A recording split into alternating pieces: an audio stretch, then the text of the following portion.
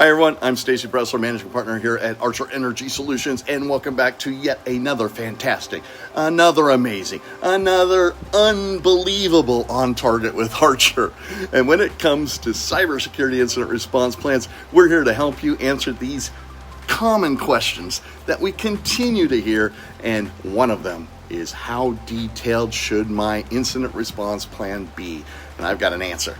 It's detailed enough that someone can act confidently, even under stress, even if the primary incident response lead is nowhere to be found.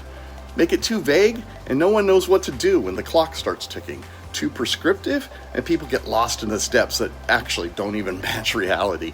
The right balance depends on, obviously, your organization, but here are a few must-haves for your IRP, or any IRP, especially in critical infrastructure environments. First, you have to have those clear roles and responsibilities. Who's in charge of declaring an incident?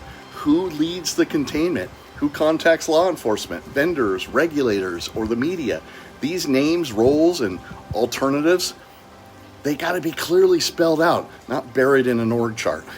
Secondly, defined severity levels. Your plan should explain how to classify an event, low, moderate, high, for example, and what the response looks like at each level.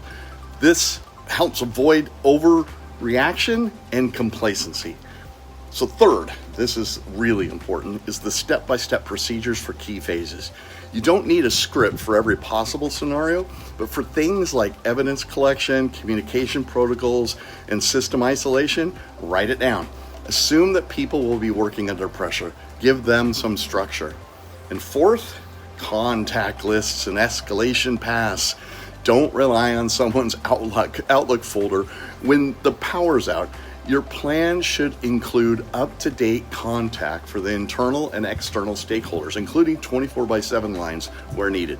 And finally, and I think this is really important, crosswalks to regulatory or contractual obligations. If you're in the electric sector, water, oil and gas, or transportation, the chances are you have time-bound reporting requirements. Your plan should link directly to those so you don't miss critical deadlines during a chaotic event.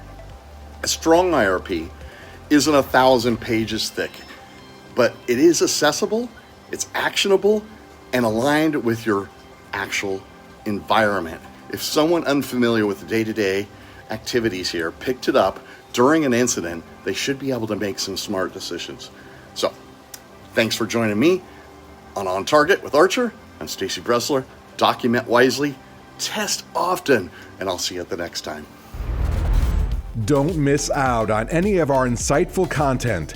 Hit the subscribe button and ring the notification bell to stay informed whenever we release new videos. For top-tier security solutions, Archer is your trusted partner. Explore our offerings at archerint.com and get in touch via email or phone to fortify your company's defenses. Your questions drive our content. Leave them in the comments below and join us every Monday for a fresh episode of On Target with Archer.